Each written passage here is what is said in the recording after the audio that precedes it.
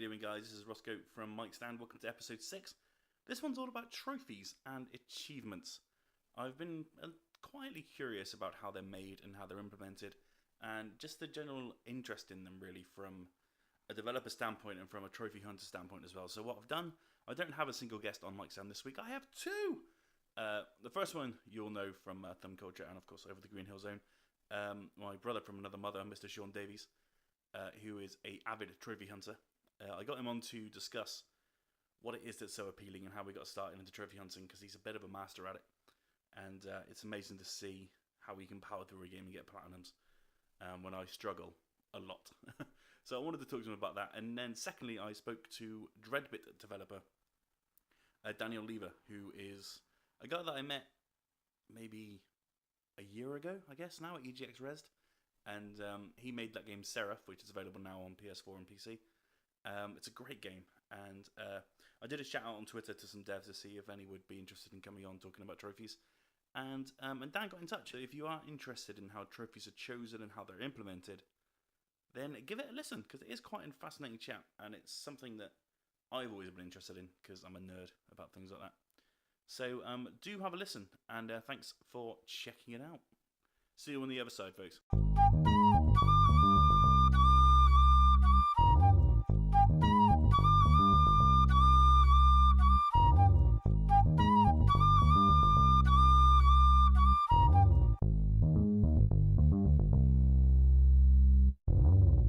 How you doing, man? I'm living the dream. Aren't we all? My catchphrase. Aren't we all? Yeah. So trophies and achievements and things. You're a big fan of the trophy. I am a big fan of the trophy. I was once a big fan of the achievement as well, but so that's by the by. Do you remember your gamer score? 80,000. Wow. Yeah, I was pretty intense back on the Xbox 360, but I had quick anecdote. I had 6 of them Red Ring of Death on me, and hence why I went in and just handed over my Xbox 360 to say, please swap this for a PlayStation, because I couldn't take the fact that I was putting out so much effort, and the Xbox just kept packing up on me. So, yeah, I was a fervent Chivo whore back in the day. I remember playing. I never really was that bothered about it. The old gamer score. It always kind of like passed me by. But then, I think, what game was it that I played? I think it was Halo Reach, and I seemed to be knocking them off sort of without really trying. And I had a nose, and I thought, oh, it's actually not too bad. I was one of the only games I got 1,000 Gs in. I think it was ever. Can you think of a game which kicked it off for you? For achievement, it was King Kong.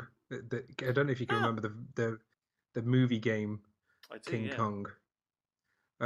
It was one of the first games I picked up on Xbox 360, and for some reason, I just started playing, and the next thing I know, I had 1,000 Gs, and it wasn't like it was a really easy, complete 100% from what I can remember, and it was like such a thrill of achievement. And I know it's like everyone else in the world is thinking, wow, that's such an insignificant thing to feel proud of. But the first time that happened was great. And I know the very moment that I got hooked, and that was for Call of Duty World at War.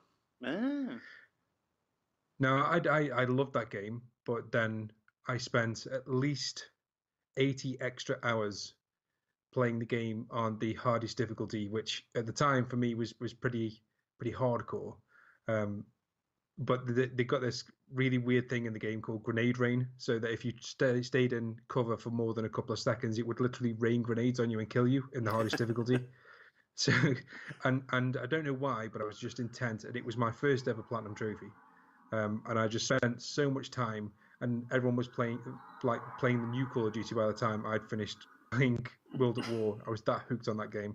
But yeah, that was the moment that I felt these are something special, and this would be a dangerous thing to get hooked on, which I did. So and there you that sucks. Yeah. So what is it, do you think, about the trophies that appeals to the more hardcore gamers amongst us? There's so many reasons. Firstly, I mean, with trophies and achievements, you've got the whole metagame thing where, with trophies, you earn so many trophies and you go up a level, and you become level 42 and you can brag around your friends or just make yourself feel good. And I think that's one of the main things about trophies is the fact that it's like a little pat on the head from the game developers to say, "Well done, you did this." And in some weird kind of way, I mean, completing games is all fine and dandy, but to be fair, when I was at school, I used to tell kids that I'd completed Sonic 2 without ever getting hit, and I knew I hadn't. But trophies are a way of going, okay, then yes, I have literally done this very incredibly difficult thing that you can show off to people, and it feels very rewarding to get that thing pop up on the screen. And then there's the artwork that comes with them. Some developers spend a lot of time making artwork for trophies, and some of them are so beautiful that it's a phenomenal, a kind of different art style that isn't usually talked about. But you look at some games like I don't know if you've seen the Africa trophies, but they're like the animals of the game. They look beautiful. Oh no, I haven't seen those. And it's like the Killzone trophies. They all look like military badges, like real military badges, like something you wouldn't, mind having pinned to your chest as a badge of valor. And then there's the whole fact that basically it just makes you feel good, and it also pushes you in directions in games which otherwise you might not have gone into. So, like for example, Grand Theft Autos of the world and Sleeping Dogs, they've got collectibles around the world in places where the game doesn't normally send you. If you were just prattling around, you might have come around a location. But these things push you to go into different locations to do things that you wouldn't otherwise do. Some people say that's complete crap because a game should be pushing you into all of its content. But it's come to a point now where trophies are that aspect. People don't buy games if they don't have trophies or achievements. That's the point we're at now, and that is the reason. There's so many reasons why, and a lot of people people like them for different reasons. I like them because I'm like a little mouse with cheese. You give me a little nibble of cheese and I'm like, give me more, and then I just keep going and going and going. So, and I know some people just. One of my friends cannot. He's got incredible OCD mixed with several other personality disorders, and he literally cannot have a game on his list that doesn't have a platinum trophy. He spends months more than I do playing games because he gets to a game and it's like 98% and he's only got 2 bronze trophies, but it'd mean playing the game all over again just to get those 2 bronze trophies. He will. Because he's just, and it sends him crazy. If he, and I don't know if anyone saw the piece on a previous website I used to work for, but anyway, he purposely destroyed PlayStations because of that. So that, and yeah, some people are really addicted, but for most people, it's just a bit of fun. But if taken seriously, you can get into leaderboards. And I'm currently in a challenge with a Discord server. There's money on the line.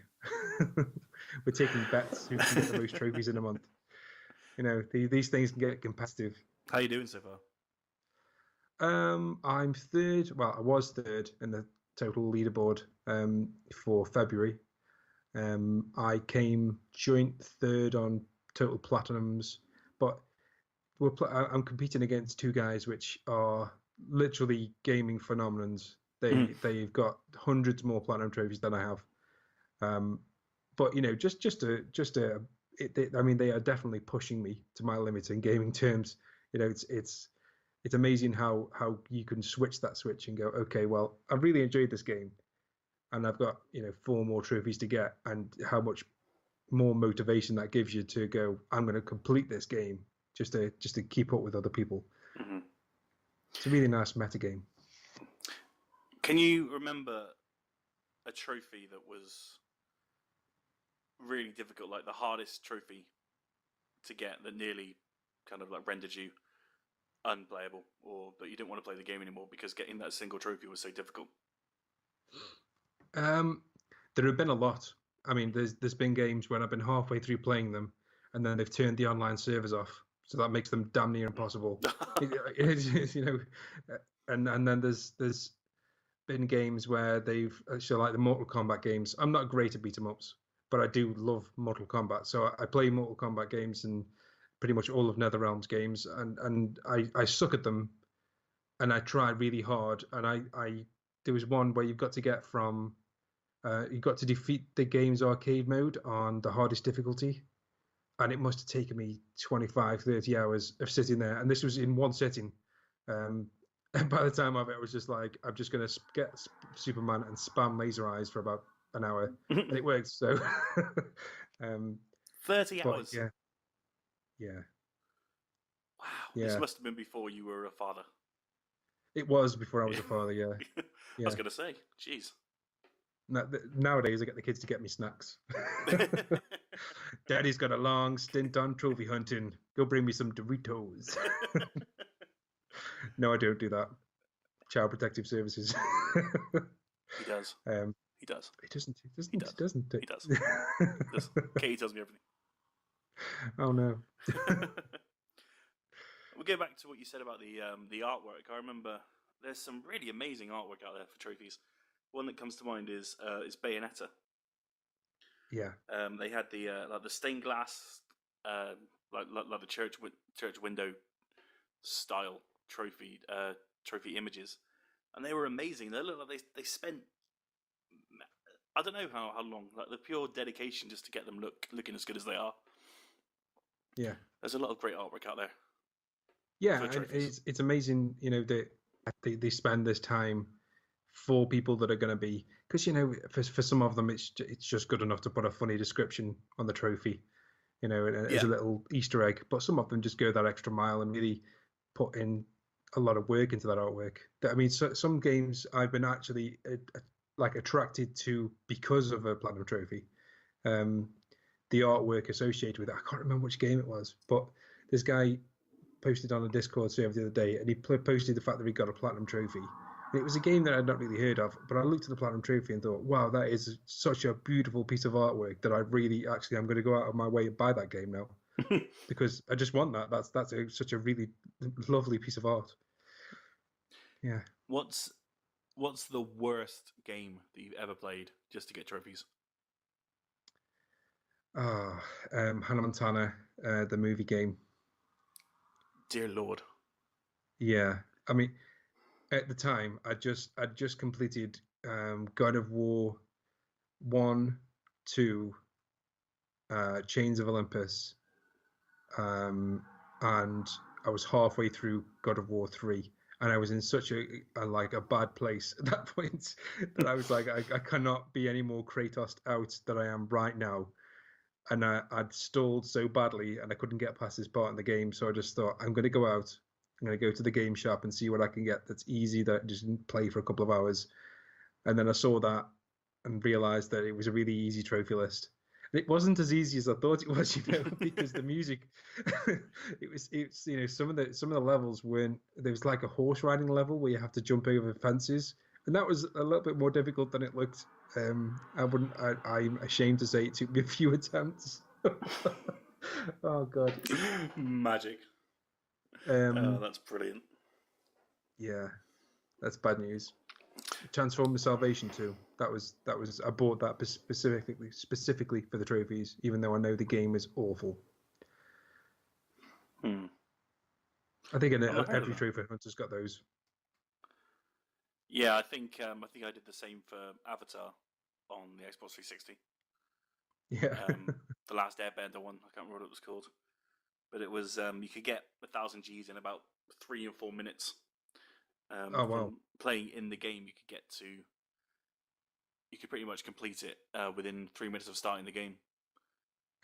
It was all combo based, so you get like 200 Gs for a 5-time combo, and then 500 for a 7-time combo, and before you knew it, it was done. And to this day, that game is still full price purely for that reason. That's amazing. And it's really rare, and it's really hard to find. But people were hunting it down just to get the 1,000 Gs off the damn game. I got it off Love Film. I think I rented it. Oh wow, you lucky son of a gun. Yeah, yeah. I rented it to get 1,000 Gs. I didn't rent it to play the game. I didn't play the game past it, which I'm sure many people have done. I'm sure people haven't stuck with it all the way through. But it's sort of gone down in history as like the easiest game to get 1,000 Gs. I'm sure it's out on PS3 as well. You probably get a platinum on it if you tried hard enough. Avatar. Okay, I'll have a look for it. Uh, Oh my god, no, I won't.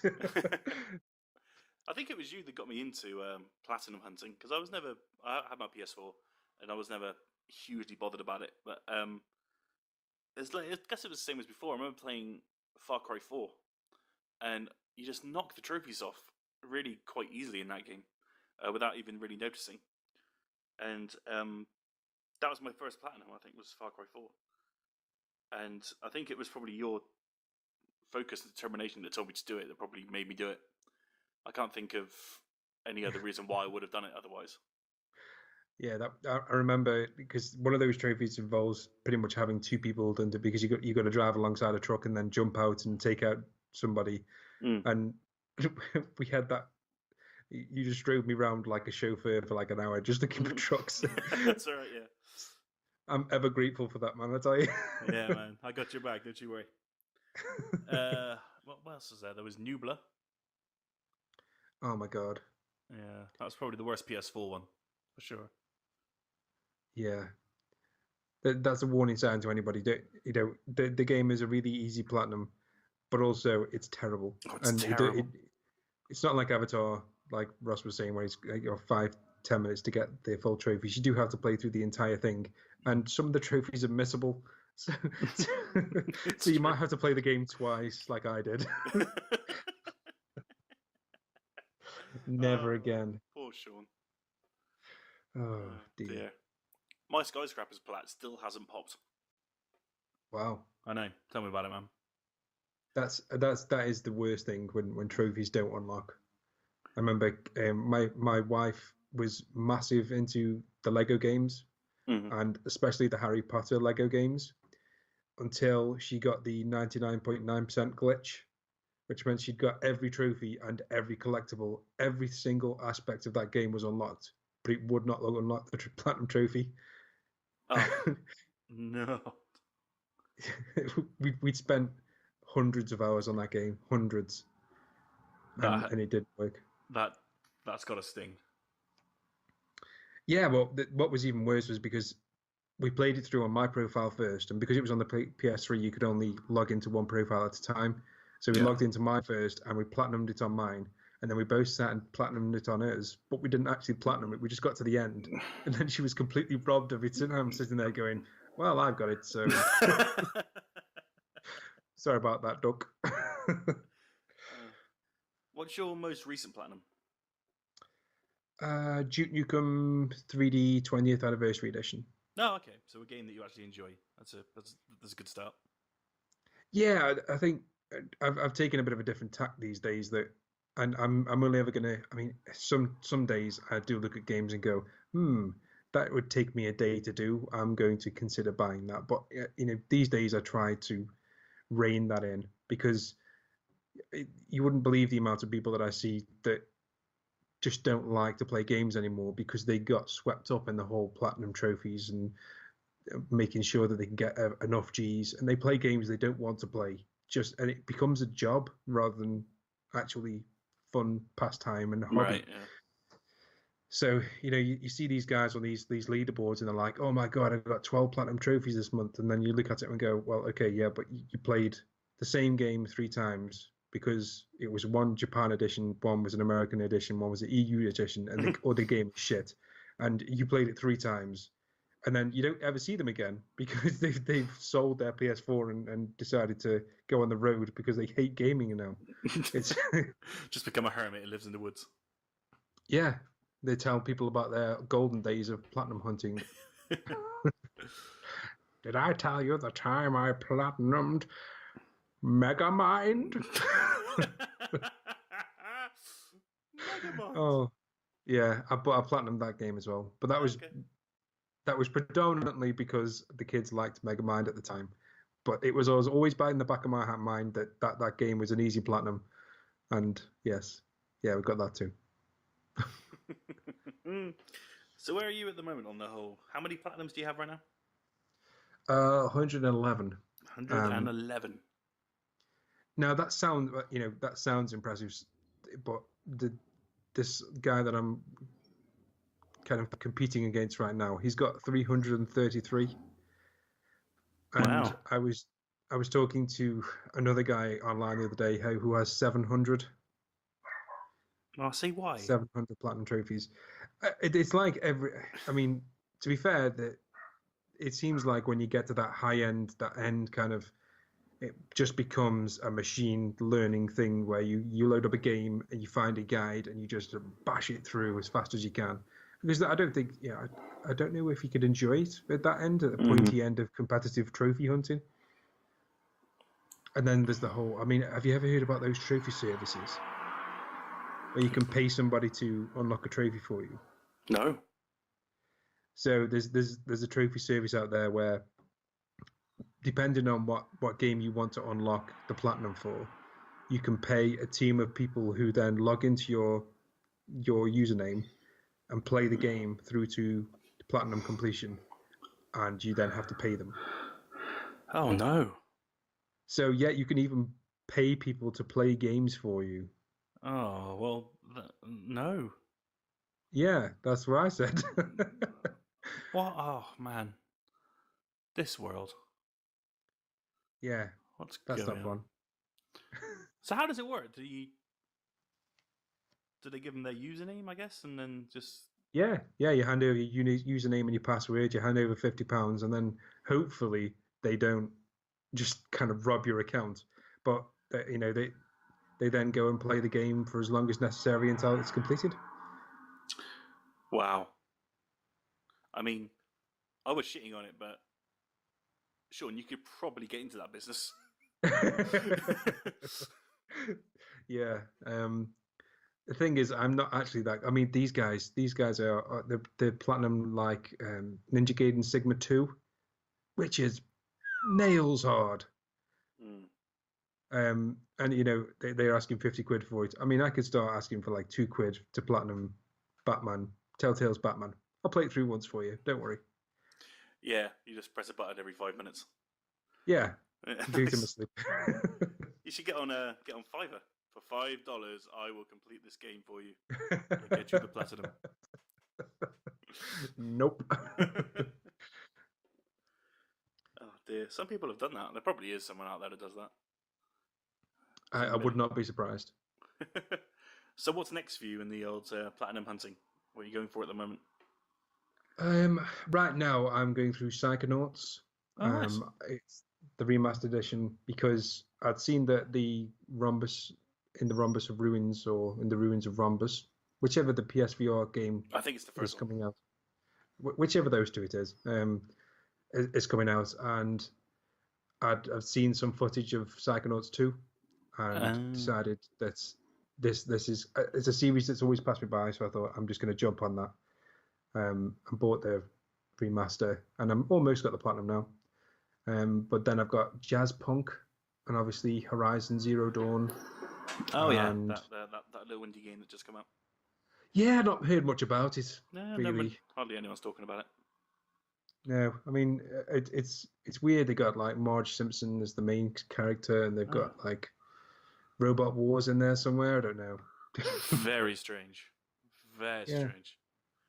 Very strange. Yeah, I've been playing it all day. I can't stop. It's hurting me. It's good. Oh, you know what? I'm not going to tell you. Until I play Uncharted 4. The last time I was like, oh my god, Sean. Yes, it's lived up to the hype. It is next level.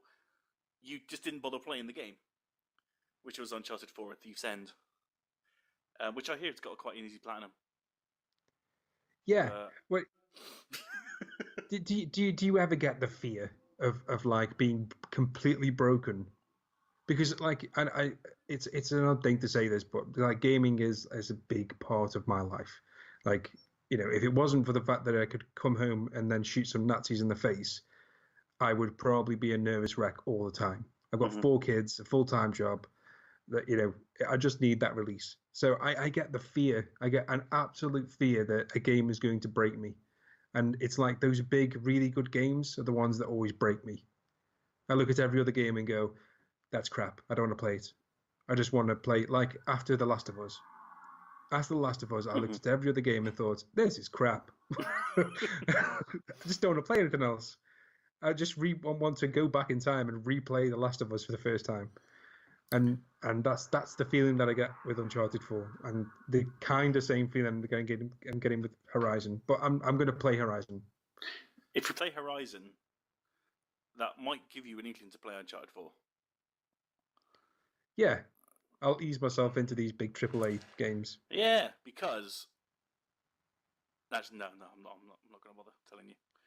I'm not going to hype something up because you just won't bother, and I want to talk to you about it at some point in the future. Okay. So I'll let it go for now. Fair enough. For now, but Horizon Zero Dawn out now on PS4 only. Yeah.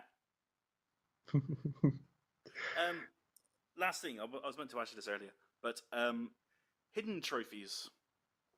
Trophies that you don't know what trophies they are. Now, I'm currently playing Horizon, but I'm currently playing also Night in the Woods, which is terrific if you haven't picked it up already. Every single trophy of Night in the Woods is hidden. Yeah. Now, I understand it's a very narrative-driven game, so I get why some of them were hidden. But there's collectibles and things in the game as well, things that you can do away from the story. And I've popped a couple of them already. But I don't know where it's leading me. And I understand you want to keep narrative things hidden away, I get that. But it's frustrating that I don't seem to have a goal for the trophies. I wonder what your opinion was on hidden trophies. Hidden trophies way back when were a total pain in everyone's arse, because you didn't, like, for the most part, we didn't know what those trophies were. As a community, like some games from early PS3 days, we just had absolutely no idea what they were. So we kind of used to have to work together to figure them out. Nowadays, I think developers came to a head and said, look, we don't want to spoil all the surprises. And they have I think they came to a compromise, because I don't know if you know now, but on the PlayStation 4, if you go to a hidden trophy and you click on that hidden trophy in your trophy list, you can press square to reveal what that trophy is. Oh, right. I did not know that. Yeah, that's a new thing that came in the last firmware. But also that's kind of opened the door to developers saying, we're going to make every trophy hidden, which is starting to happen now. It's happened before, but it's never happened this many times so frequently. So I think that was kind of a compromise. But yeah, you can look at hidden trophies. But in general, I think hidden trophies, when they are an ambiguous goal, so like collect all of these things, they can be a bit of a pain in the arse. But I think most of the time, developers use it on just to hide secrets. And I'm okay with that, because it's just nothing worse than finding a game and then having it completely spoiled for you by the trophies. And there's been quite a few cases where the developers haven't even bothered, and they put all the secrets in the trophies. You're like, well, okay, so I know that this person's going to die halfway through the game. Then awesome, it's not worth it. Takes a bit of the tension away when you're just doing it for the trophy. Yeah, fair enough. Okay, well, that about rounds it up. Thank you very much indeed, Mr. Sean Davies. It's a pleasure. Thank you very much for having me on. Finally, what is your favourite trophy list that you've gone through? Like, away from the game, the trophy list that you didn't explore that you really actually enjoyed doing? Probably Uncharted 2. Okay.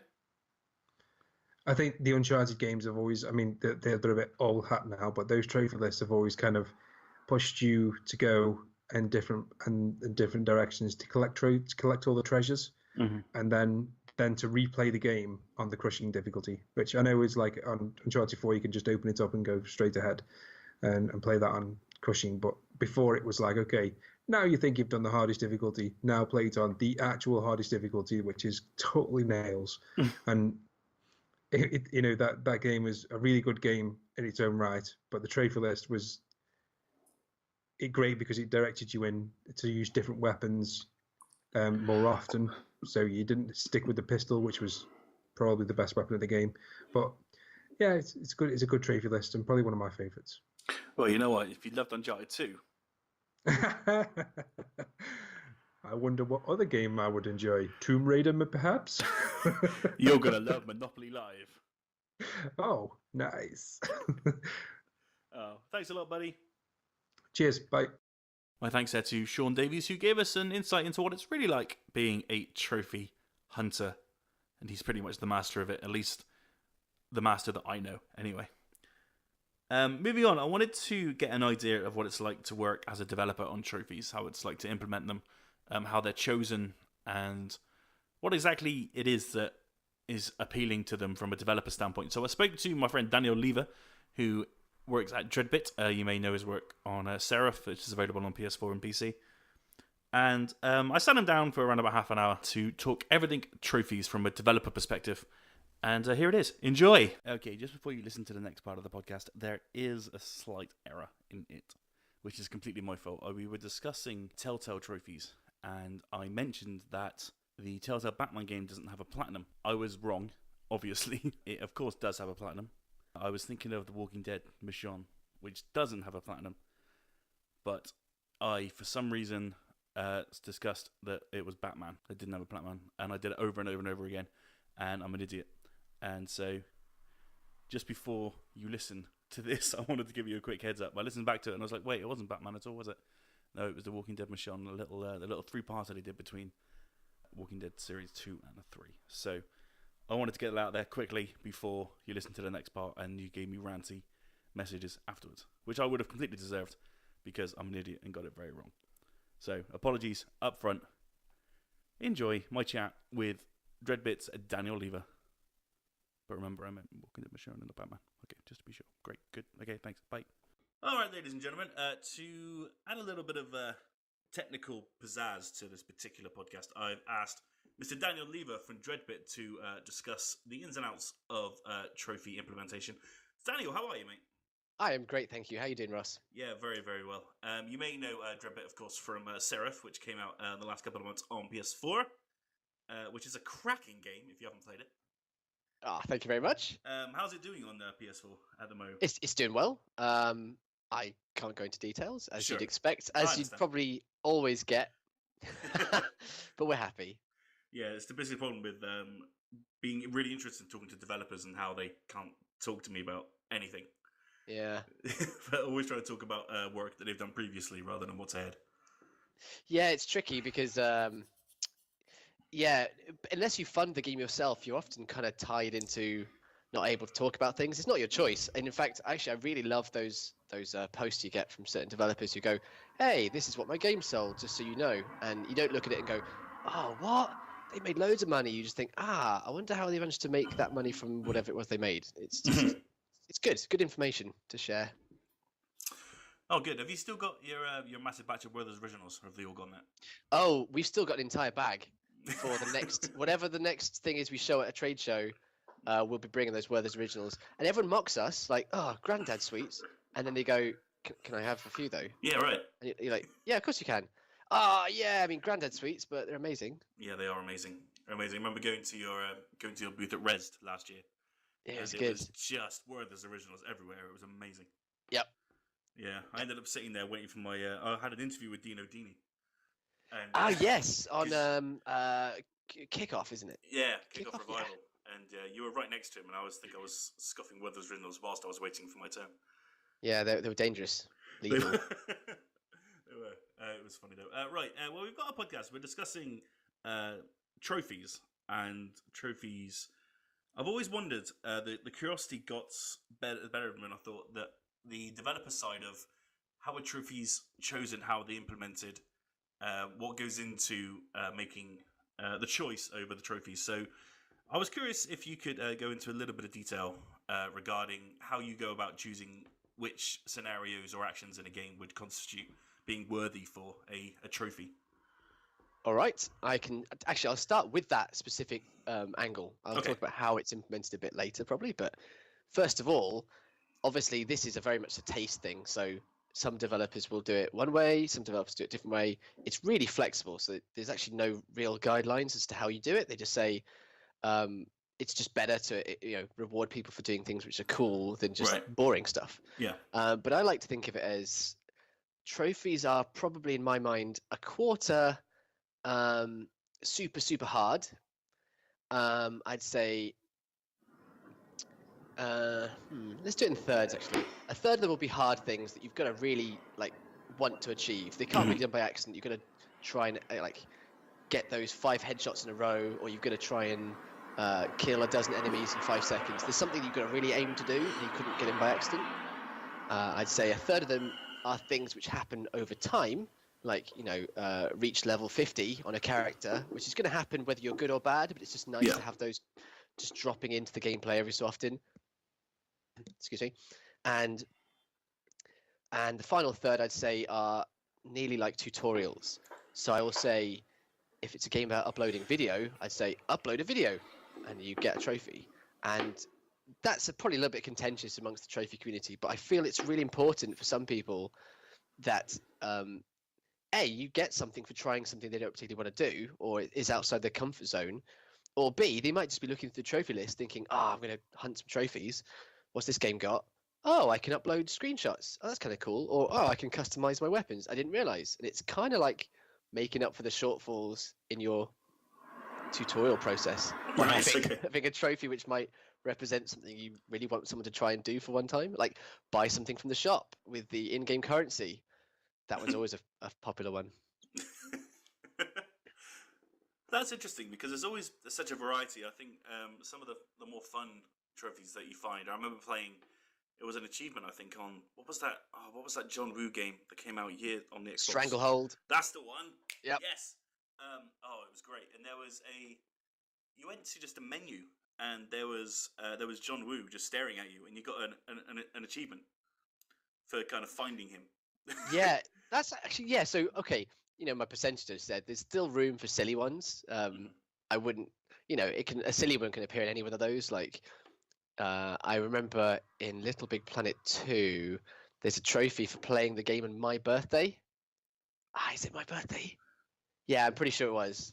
Really? Or is it my birthday and Amy's birthday? I can't remember. One of the programmers, I think it was play the game on my birthday and Amy's birthday, and you got a trophy, which is kind of silly, but hey, it's something you can do if you're sort of in charge of doing the trophies in the game. You can sneak things like that in, which is pretty cool. And there's, I think, a little bit of comedy is to be expected. It's a little bit disturbing how many trophies there are for looking at women inappropriately in games. Have you noticed that? There was chainsaw. What was it called?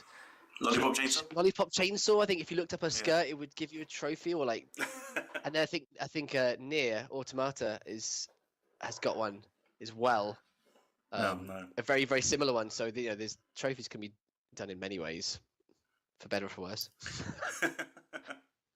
Have you ever played a game where you thought that the trophy, or say the platinum or the 1000 Gs, was a bit too out of reach? Do you think the trophies were almost too difficult to want to go and attack, or does that just add to the extra challenge of playing the game, I suppose?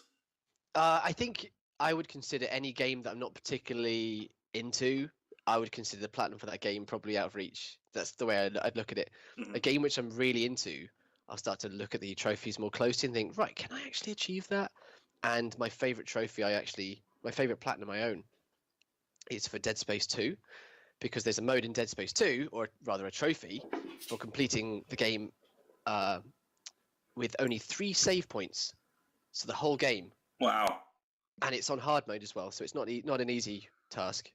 And of course, it makes it such a tense experience when you know that you may have already used your first 2 saves, and you're 2/3 of the way through the game. You think, if I can just get as close as I can to the end before I use my final save, then it'll make it a lot easier.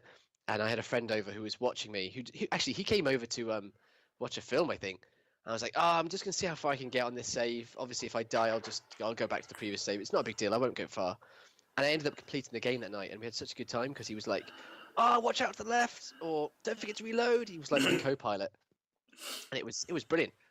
And that was, I would consider that a pretty hard goal to go for, something that requires that much time investment or whatever. But yeah, for lots of games, I just won't. I just look at it and think, what? Do X for 40 hours? There's just no chance. I'm not going to commit that amount of time. So no. Yeah. There was one other game I'm playing, Typo Man, at the moment, and which is cracking. Just came out on PS4. Oh, did you just review that today or something? I'm sure I saw something. Yeah. I'm sure there were some reviews out today about that. Yeah, Typo Man. Yeah. Yeah, Typo Man Revised, which is it's kind of like a Limbo style game, but it's Limbo with like a spelling bee, just kind of meshed together. It's very bizarre. Ah, I will look into this. Yeah, I think it's very Dreadbit actually. You should have a note. Yes, I will have a look at this. I'm gonna not look at it now because it makes for a very boring podcast, but I'm gonna look at it afterwards. If you have a look at the trailer's what sold me completely because it looked very unique. And there's a trophy in there which you need to get the platinum, which is essentially don't die, just complete the game without dying. Which Famous. It's a tough ask. I'm amazed that some people have actually done it already, and I find it crazy. But that's too far. I think. Yeah. Got to be some kind of sorcerer to play through a single game like that and survive the whole thing. It's amazing, really. Yeah, I guess that's why I'm not that sure about how Xbox trophies work, or achievements rather. Sorry. Is there a final one you need to have completed all of them to get, or does it just all add up to 1,000? I think it's at the discretion of a developer. I don't think every game has 1,000 Gs. But what I mean is, obviously with PlayStation, you cannot get the platinum unless you've achieved all other ones. Right. Yeah. Whereas I think with games on Steam and on Xbox, you can just stop anytime you want and go, well, I got 940, that'll do. Right. Okay. Yeah. But I really like the platinum idea. The idea that trophy is for complete crushing of that game. Yeah. But I would say that some developers don't seem to respect the time of their players very much. Like, I don't mind the ones which are hard, like complete. And I'm sure the platinum I got for Rayman Legends was, I put a lot of time into it, but of course each level is like 30 seconds, a minute long, right, or minute and a half. So you can keep replaying it in order to try and get that whatever it is you need to do, like ace the level or collect all the bits. And that's much more respectful, I think, because I can try for 10 hours to get all those little bits individually, but if I had to play a game for 10 hours and I died once and that was the end, that would just drive me mad. That would make me just think, nah, I'm good, thanks anyway. It's interesting. What's your opinion on hidden trophies? I like hidden trophies. Hidden trophies, I think their place are to hide spoilers about the story or the campaign. Mm-hmm. And I think it's your duty to essentially only hide things about the story and the campaign in hidden trophies. I don't think it's cool to have, say, let's think about it. Like if it was kill a boss inside a minute, for example, why would you have that as a hidden trophy? That doesn't seem cool. Like the player doesn't know they're going for it, so they can't possibly have any satisfaction when they get it. Right. Yeah. Whereas, obviously if the trophy had said slay the final boss whose name is James, you're gonna go, oh, what? James the final boss? I didn't know that, and that would suck. That's how you should use hidden trophies.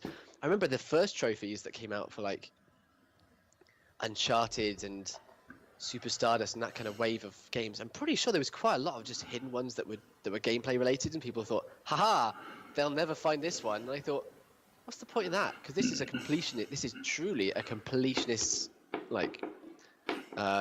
dream. Yeah. Trophy things.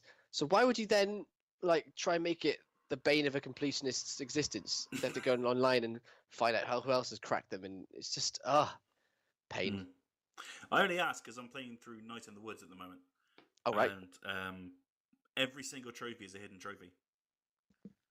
Right. And it's winding me up because it doesn't. I don't feel like I'm sort of doing anything. What it does do is encouraging me to explore a lot more, I guess. Yeah. It's encouraging me to find everything and talk to everyone and do everything. Because I just don't know what's a trophy. Yeah, that's not nice. I don't mind you. I haven't seen much of the game, but I know that from what I get, the impression I get of that game is that it was made for narrative-driven individuals or people who really like a mystery or a story and that kind of thing. And maybe that's why they didn't want anything to be shown in the trophies. But at the same time, I can imagine that you could just write the trophies as clues, couldn't you? You could say like, "What's bothering the man in the tree?" And you go, "What does that mean? What does that mean?" And then you like hang around all the trees. I don't know. I think there's a way you could write the description in a way that doesn't spoil anything, but would give people at least a clue and something to talk about online. Because obviously, once the list is actually leaked fully, what's the point? People can just go online if they want to, just look at the list. Sure. Whatever. Yeah, I haven't played it, but I'm sure there was a reason. Yeah, I guess so. I'm thoroughly enjoying it. It's a really lovely game, and it is definitely narrative driven. It feels like an indie Telltale game, you know. Ah, nice. It's sold almost it quite well. Yeah, it's almost like a text adventure actually. Hey, aren't Telltale games indie? Oh, this is the $1 million question. Me and Sean were discussing this the other day. I don't think they're owned by anyone. Like, I don't think Warner Brothers or anything own them. I don't think. Yeah. I don't know, actually. We discussed the Telltale games big enough now to be considered AAA games. Ah, well, now there's the other question is like, when does an indie? We've completely gone off track on this one. Yeah. Cool. Like, when does an indie stop being indie? And is it based on revenues or is it based on whether they're owned? Are they independent? I mean, I think indies can make AAA games. That's where I like to look at it. But it's all about, are you independent of a publisher or owning group? Like, does Sony own you, or do you just work with them sometimes? I don't know. It's probably the best I can do. I mean, like, you know, Rami Ismail and Vlambeer and Clay and all of those indies, which are and Behemoth. Yeah. They're a force in the industry of what's the word I'm looking for? They're just big. They're big. The word I was looking for was big. They're huge in the industry, and I think they've sort of gone above struggling indie status, but yet they're still indie because they're not, owned by anyone. I think, pretty sure they're not. Okay.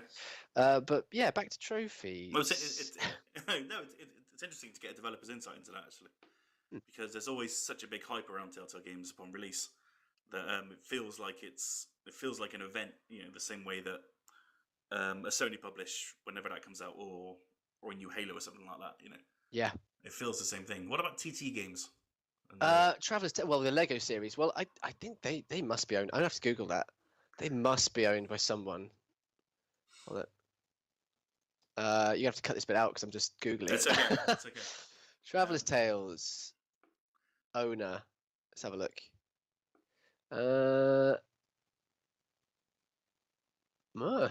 Seems to be. Oh, weird. Okay, so Traveller's Tales is a British video game developer and subsidiary of TT Games. Ah. So now I have to click TT Games. Possibly. Yeah, even TT Games itself is a subsidiary. Wow. Oh wow, this is down the rabbit hole we go. We're going deep and deeper now. Yeah, going deep. I don't know. Morpheus in a minute. I mean, ultimately, if you get loads of buzz about your game, you're just an indie who's doing it well, if you ask me. Yeah. Okay, there we go. Score settled. Take that, Future Lab. Enjoy. What about again? I'm going to get into the technical aspect of it now. Yes. Into writing trophies or coding trophies or whatever it is. I don't know what I'm talking about, but I'm trying to gauge an idea. Of course. So, how does it begin? Is it something that is an afterthought, or is it implemented throughout the development process? Well, the easiest way to do it would be throughout the development process, but all the games I've worked on so far, that's not true. Any game I've worked on that I wasn't the director of it, they have obviously been a fairly late occurrence, as in you think, oh, okay, we've got the game, we've got the levels laid out, it's time to think about trophies, because obviously you can't submit a game to PlayStation and you can't submit a game on Xbox without trophies or achievements. Yeah. So you've got to think about it. You've got to think about what you're going to do. So often it would fall to me because I was just really excited about it. And in fact, on Little Big Planet 1, 2, I guess Tearaway not so much actually. I think Tearaway was Rex Crowell. He was quite into trophies. That's kind of cool. He did those ones. But ultimately, it would fall to someone like myself who'd have to just start drafting out what you want to see, and it'll be a little bit of a back and forth between you and programmers who end up implementing the hooks, as they call them, in the code base to trigger the trophies. So obviously the trophy system sits outside of the game, but it's constantly being talked to by the game, and especially when one of these hooks are triggered. So say you've got like a headshot trophy, like 10 headshots, or like get 1,000 headshots. Every time a headshot is triggered in the game code, that hook will be flagged or whatever, and it will be sending the information out to the trophy system. And of course, actually that's not technically true. I guess that'd be fine for ones where it's being tracked a lot, like the 1,000 headshots. But most of the time it'll be inside the game, and once the game itself has decided 1,000 headshots has been achieved, it will then trigger the hook to the trophy system, and that's where you get that lovely, beautiful artwork and that pling sound comes up on the screen. But I don't know if you know this, but Sony games have a set number of points that you're allowed to associate with your trophies, and it's a bit like the Xbox Live, achievements, in that you've got 1,000 points, but on PlayStation it's between 950 and 1,050 points that you can give away per game. And the reason for that is that a bronze trophy is worth like 15 points, a silver is worth like 30, and a gold is worth 60. And that's the way they break down the ratio. And of course that can often come to just above 1,000 or just below 1,000, so you've got a little bit of leeway to make it fit. Because there's nothing stopping you from actually having excuse me, just coughing. It's okay. There's nothing stopping you from having, I don't know, 11 golds or whatever it would. Yeah, I guess it'd be like 11 gold trophies to make a platinum. But it wouldn't make for a very varied experience. It's kind of lame. And or you could have nothing but probably 30 bronzes or something, or maybe 40 bronzes. You can do that. No, way more than that, actually, thinking about it. The trophy, you tend to have like 40 trophies overall in a game. So let's just have a look. If you wanted to give away nothing but trophies, and you had 1,050 points, divided by 15, you could give away 70 trophies in your game. Jeez. Pretty cool. But I think Sony probably would have a problem with 70 trophies. I think they were like, yeah, that's not cool. Stick some silvers in at least, or a gold or two as well. Right. But yeah, the artwork that goes into creating trophies is often something that you need to put some serious consideration into, especially for Xbox Live, which require 1080p, 1920 by 1080p images to go along with each trophy. Wow, really? Sorry, each achievement. I get mixed up. Yeah, you've got to not only make your trophy image, which is usually like 250 pixels by 250 pixels. You've also got to have like basically what is essentially a wallpaper for each trophy.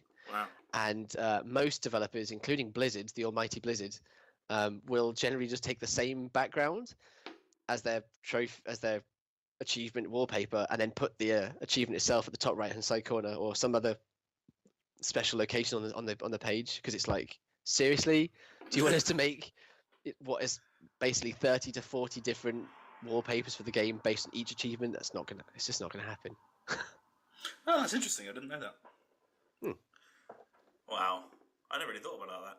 I mean, I do. Some of the artwork that comes to mind is beautiful that I've seen of trophies. Bayonetta comes to mind. Oh, let's have a look. Let's type in Bayonetta trophies and have a look. It was yeah, they look like they've been worked on for months and months and months. They were stunning. Oh, the stained glass. Look That's at that. one. Yeah, no. Oh, and of course the platinum is called Platinum. Yeah. With the Platinum Games logo. They can do that in every game. I had never considered that before. They can have the same icon. Oh yeah, they're an absolute work of art. I mean, obviously you've got two ways of looking at trophy artwork. You can either take like snippets of the game you've worked on and like characters or whatever, and make the icons out of them. Yeah. Or you can hire an artist to sit down and actually create the artwork, which is ideal, obviously. And they can make works of art like these Bayonetta ones. God, they are beautiful, actually. I love them. They're really, really satisfying. And I think that image is what's really satisfying when you look at your page completely full, and there's no locked symbols. It's all these beautiful glossy icons, Right, all yeah. really bright colors. That's what sort of drives me to complete them all. I think is that sense of wonder what the next icon's gonna be like, and it's really nice. Yeah, nice. Yeah. It's one that sticks with me. Obviously, I played the game a long time ago now, but it was. I don't think, in terms of artwork, I don't think they've been bettered actually. No, there's an a lot article right there about trophy artwork, isn't there? Oh, they'll go on that tomorrow night. Nice one. Nice. Okay. The continuous argument about the platinum trophy rumbles on. There's a lot of people who do take their trophy hunting very seriously. Yep. And to the extent that they won't play a game unless there's a platinum trophy. Oh yes, no, I have. There is a subset of gamers that do that. Yes. Your opinion on that, and how is the platinum a genuinely important aspect in the whole of the trophy hunting for each game? It is a little bit because, well, yeah, I've been disappointed before by games I've really loved and there hasn't been a platinum, but it would never stop me playing one. In fact, I'm kind of the opposite. I would. No, I'm not the opposite. What's the word I'm looking for here? I would quite like to be able to kill any of the games off my system that have 0% trophies. Right. I'd be in favour of that. I mean, that's kind of like nothing to do with your question actually, but just generally, any game I've just played for a little bit and gone, yeah, it's kind of fun, but it's there forever in my trophy collection saying 0%. It just feels a bit mean. You should be able to get rid of that. Like that's not fair. If I did 5%, then I've sort of started my journey, but 0 is just don't show that. No, but if anyone decided not to play a Dreadbit game, for example, because it didn't have a platinum, I would just have to question, like, what is it you get out of games? I think trophies should give reason to go back to a game you've already completed and just keep going at it and enjoying it for different challenges and looking for the secrets and it's like an excuse to continue to explore something that you've kind of already seen a lot of. Yeah. But I wouldn't start a game or not start a game based upon the existence of a certain trophy or not. That just seems a bit like, think of all the cool games you're missing out on. I know, right? Loads. And they Telltale decided not to put one in the Batman games. Is that because it's episodic, do you think? Or... Well, they've always done it with their previous games. It was all bronzes, and so it was like, oh, that's kind of disappointing. It didn't stop me playing it because I love Telltale and I love Batman. Yeah. So it was just, I'm going to play this. But it was a bit of a surprise considering it's something that they had done throughout, and they decided to kind of not do it for this one, which I found quite strange, really. I don't know that is weird. If the developers' input you can put as to why that decision may have been made. Oh, right. So you're saying to me that for this game they didn't have any platinum trophy, but they had trophies, right? Yeah. No, especially if they haven't done it. Especially if they've done it previously. Like, if they have already worked out a way to do episodic games that add up to a platinum, then there is no reason why they would not. I don't know. Maybe it was an oversight. Maybe they just had a different team, and someone on the team had not even considered the value of a platinum trophy. Like, especially as platinum trophies don't give you any points towards your XP bar that fills up. I'm pretty sure that's the case. Yeah, I'm pretty sure a game has 1,000-ish points, and there's no additional ones given for a platinum. So they probably looked at it and went, so why do you have a platinum? And they've gone, I don't know. Oh, okay, well, never mind. Let's not do it then. And that's the end of the conversation. And then after shipping their game, they realise the horrible mistake they've made when the man children emerge from their man caves. It's interesting, it's Telltale games have always the trophies in Telltale games have always been a complete episode 1 and complete chapter 1 of episode 1 and complete chapter 2 of episode 1. It's all based on completing, so it's very simple. It's just complete the game and you've got the trophies. Yeah. And I think it was only Minecraft Story Mode that I had to play through twice. It wasn't dependent on any choices that I made. It was just complete the game. But Minecraft, I had to play that twice, which was really frustrating because I didn't enjoy it. Yeah. I couldn't stop myself because I'm an idiot like that, really. Well, as long as you got satisfaction from the trophy or the platinum, that's fine. If you think it's like up to you how you spend your time, and no one should ever make you feel Yeah. bad for doing a certain thing. But if you literally got the trophy and went, "What a waste of time," that would be that's like questioning your life choices. That one. Yeah, I mean, it's a Telltale episode. It's only an hour and a half. It wasn't a huge amount of my time. So I know there's some famous Xbox 360 games. Like I'm pretty sure there's like Naruto game that you could all the trophies were linked to the combo meter. I'm pretty sure that's the case. Oh, that was Avatar: The Last Airbender. Was it Avatar? Yeah. I couldn't remember which it was. It was Avatar. Yeah, and basically all you had to do was get like 1,000 hit combo, and you would have achieved all of the 1,000 achievement points. Yeah, you could get it within 2.5 minutes of starting the game. That was it, and I was like, "That's just lazy." But I wonder if it actually increased their sales even by a small amount because of that. It's still full price wherever you look. What I mean by sales is like the actual people bought it because of that. Yeah, I mean it's rare, but yeah, people find it to get that 1,000 Gs. Wow. We always discussed it was probably the game was obviously aimed at kids.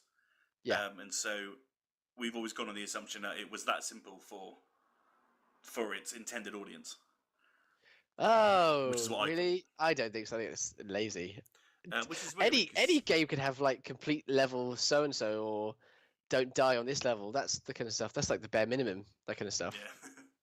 Yeah, it's interesting because the TT games they sometimes go pretty hardcore on their trophies. Sometimes it can be a real pain in the ass to find 1 billion studs in this level. It's like, oh god, okay. Yeah, a little bit grindy. Yeah. So if a third of them, I think a third of trophies can be grindy because I actually think that, especially if you set numbers which are achievable over like a playthrough of the game and then the new game plus playthrough, that kind of level of that's fine because it's not like, are you serious? I have to do this again? I've just done game and then new game plus and I just finished it and I still have to get another 50 skeleton kills. Are you kidding me? That's just not cool because it's like, in my opinion, that's not cool because then you're not really respecting someone's time. They've already put more time in than the average player because they've gone through new game plus or they've played it like a second time in hard mode. Mm-hmm. It doesn't feel like it's very respectful to then go, but we knew you'd only get like 100 skeletons in each playthrough and you need 400, so play it twice more, please. That's like, nice. That's gonna be someone. That's when people make like cheats and things for games. They can just script so they can just continuously do the same thing until they get the achievement. It's like no point in that.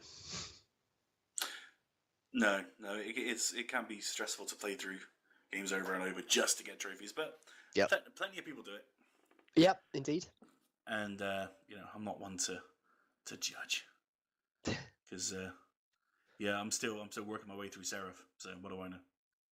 Well, yeah, Seraph's got some pretty hard trophies in there. Like for example, killing the final boss at a difficulty 8 or above that's hard, but it's not time consuming if you're good. So that's slightly different. Like as in, if you're really good at the game or you get good at the game, if that takes 2 hours or a dozen hours or 50 hours, if you're good enough, you can do that achievement in like an hour and a half, 2 hours. But you've got to be good. So it's like that's probably a bit more respectful of the player's ability. And again, I don't think trophies or achievements are a given if you buy a game. I don't think that you should have you don't have the right to earn every achievement. That's not what they're for. They're meant for people who are going to put the extra effort in. I don't think that because you paid your 50 quid or your 20 quid or whatever, that you should have a platinum trophy at the end of it. It feels like, nope, these are a special thing for people who really want to put the extra effort in or really love the game to get something above the average, which is probably why I think the ones in Telltale games are a little bit cheap, because it's like, cheers. You just sort of like, you slightly devalued the platinum for X game by making your platinum super easy. Anyway. There's actually something else about trophies I wanted to talk about. I think it was to do with how... Oh, that's right, yes. With trophies, they have to be always accessible by everybody in some way. So you can't say, have a trophy for be the first 500 people to post a score. and that's exclusive to Right, those okay. people forever. You absolutely must be able to get every trophy 10 years after you've played the game. Well, actually, 10 years probably is a little bit unreasonable because the servers might have closed down. But if you get the idea, like the idea that if the servers are still going and there's still people playing, you can get the trophies for this game. Okay. Right, yeah, I guess that makes sense. Yeah, that was it. I thought it was interesting. Yeah, Maybe not. No, it is. It's just when was it Lego Dimensions came out, and there was a lot of kerfuffle about whether or not you could get the platinum if you had to buy more and more characters just to break the game's platinum. Of course, that wasn't the case. You could play through the game and get the platinum with the 3 characters that came. Yeah, I think that would have been set by Sony or Xbox. They would have said very specifically that it has to be possible. You should not have had to put money into the game to get additional trophies. Oh no, to get the trophies that come with it. Sure. That's mean. It is mean. Like the hardened trophy on Seraph, kill the Herald at difficulty 6.0 and above. Oh, you think that's hard? Oh my god. Oh, I'm sorry. I'm so sorry for you. I don't know why I'm finding it so difficult, but it's I'm struggling with that one, and it's halting my progress somewhat. Oh well, you know what? You can still go for the ones like upgrade a weapon. That's probably more your thing. Post a score. Yeah, post a score. Kill 500 demons. Oh no, it's they're all multiples of 8, weren't they? So 888 demons. Kill 8,888 demons. That's it. That one sounds like a lot, but that is actually probably only like I don't know, it's like 6 hours of playing the game, which you would have done anyway. You get that one anyway, just by playing the game. But it's just one of those things that you go, wow, I've really killed 8,800 demons. That's a lot. Yeah, it's Seraph's not an easy plat at all, but as with every platinum, it just adds more value to the game that you've just bought. Yeah, if you're enjoying it, if there's something you like, I don't think a platinum adds much if you're not enjoying it, because I would not be able to grind the platinum on a game that I'm not really loving. Like I've said, the Dead Space games, I did get all the platinums because I loved them, and I do actually have the platinums on Little Big Planet 1 and 2, which were both again tricky. Even though I wrote them, I do bear in mind, can I achieve this when I'm writing a trophy? Because I want to be able to achieve all the trophies in my own games. And that is a consideration. So it'll always be tempered a little bit by my own skill, because I think if I can't actually do that thing, then regardless if a QA tester or beta tester can do it, because that's like different if they've got super quick reactions or whatever. But I think if I put a platinum in this game that I can't achieve, I'll be kicking myself so hard when I get home and play over a weekend and like, what? I can't even finish this my own trophies. That would suck. I can't even upgrade a weapon. I know. How do I even upgrade a weapon? What is this game? I assume you have the platinum for Seraph. I don't yet know. Oh man! I have all of the achievements on Steam because it came out in Steam first, so that's where I played them. So that's where I got all my achievements. And I don't think I could do despite the fact that I love my platinum collection. Well, not my platinum, my trophy collection. I don't know if I could try and do the difficult things again twice. That's like extreme platinum, isn't it? If you plat the game twice. Yeah, but you get a nice trophy at the end. Yeah, that's true. An exclusive trophy. Oh, thanks a lot. Thank you very much. Now I have to go back and do it. Don't worry. Nothing better than that platinum pot, man. Is there? Come on. No, I know it's really magical. It's usually for the lamest thing as well. Your last trophy is always the lamest thing. Like, I don't know, get a really long jump or something in Grand Theft Auto, and you land it and you go, oh, that was the last one, and then you wait and think, is it going to come? And it goes, blink. And you go, finally. It was never like kill the last boss with a headshot. It's always something lame. I just platinumed Watch Dogs 2. Oh, nice. Yeah, it was great. Really enjoyed it. And the last platinum I had was the last trophy was take a picture of someone puking. Exactly. Which it's not an easy platinum, an easy trophy to get, because you've just got to wait in a certain area for a while until someone walks past. Yeah, I guess, and hope they're drunk or whatever. And just time it perfectly. And Yeah, I always put it off because I was like, well, how am I going to do this? You just got to stand there and wait until the action just kicks in. Do you know what? You just reminded me of a trophy, a platinum I never got, which was for the first Infamous, and it's because there was 2 trophies left. They were very simple ones. One of them was headshot. I think it was like headshot 5 people off the top of a moving train, but they had to be in the same train ride. So it was like 5 people in one go without jumping off the train. Oh man. And they were like, obviously that game is quite fast paced and the trains are just running through the open world very quickly.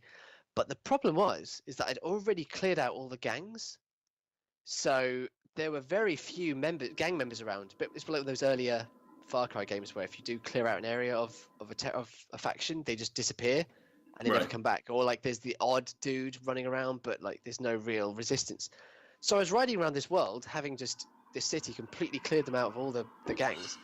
And you would see like one person every like loop of this train around the city, and you're like, oh my god, I'm gonna get a headshot. And if you missed it, you're like, ah, and eventually you just think, what am I doing with my life? That's one of those trophies that you needed to get when the game began, not when you've cleared everything else out. Right. Yeah. Yeah. Yeah, that can be a pain. I can't think of some games that have done it, but I have had a time where I couldn't get a plat because I missed doing one thing at a certain time, which was frustrating, and then I couldn't do it again unless I started the game over again. Yeah, what was it? That's unfortunate. I can't remember what it was, but yeah, because I just didn't know. I saw the trophy list afterwards, and I was like, "Oh man, I didn't miss. Oh, but I missed it." Yep. So yeah, that's a real pain in the ass as well. So Daniel, thank you very much indeed for your time. Thank you. It's been a pleasure, and it's a very nerdy subject that I'm really pleased that someone else is interested in, because I certainly am. No, I really am, and I've always been curious about it. I've never seen someone explain kind of like the intricacy of how it's chosen, how it's done. So I thought I'd reach out, and I'm glad that you've given us your time. So I do appreciate it. Well, thank you very much. Thank you for listening to me. Don't forget, Seraph is now available on PS4 and Steam. So go and get the platinum before Daniel does. Embarrassing. Yeah, and then just shove it in his face, really. Yeah, tweet at Dreadbit Games so that we can well at least retweet it, and then I'll just sort of cringe because I still haven't got the platinum. Yeah, make it very clear that you've beaten the dev. Nice. Hashtag beat the dev. That we do. I beat Dino Dini on Kickoff Revival that day. Did you? I did. Yes. I wonder how good people are at their own game. You feel like a god when you're making it because you're the only person in the world. But even once you've got the QA testers on board, then you start to realize how bad you are. It's an eye opener. I think I got very lucky. He was being kind. I don't know, but it was a good feeling. I'm sure you'd kick my ass on Seraph. That's an absolute guarantee. Hopefully. Who knows? Yeah, I'm not very what's the word? I'm not a very honourable winner. Honourable winner? What's the word I'm looking for? Humble? Something like that. Yeah, no, I'll just be like, ha! In your face. Oh, how gracious of you, Daniel. In your face, Games Press. Like that. You can't beat this game. Not even I can beat this game. Exactly. Right, thank you very much, Dan. Thank you very much. Cheers. Bye. My thanks to Dreadbit's Daniel Oliver and, of course, Mr. Sean Davies for this very enlightening discussion about the wonders of trophies. But that's it for episode 6. Thank you all very much indeed for listening. Don't forget you can subscribe on iTunes, you can subscribe on Mixcloud, and video versions will be also available on YouTube. If not straight away, very, very soon. There's video versions of all the episodes so far, along with some Micstand gaming coverage, which I've done for the Switch. Car just went by. Before the system was released, we went to the event and we just spent the whole afternoon talking about it. Afterwards, a nice fun video that I got to throw together. So that one's always fun. And there's a lot of different discussions on Micstand. It's the great thing about Micstand is that it's kind of about any topic. Anything goes, really. So if you want to get involved, do subscribe on YouTube, subscribe on iTunes, and subscribe on Mixcloud. Keep updated. You can follow us on Twitter on @MicstandFilm. There's very little filming going on right now, but there will be hopefully soon. And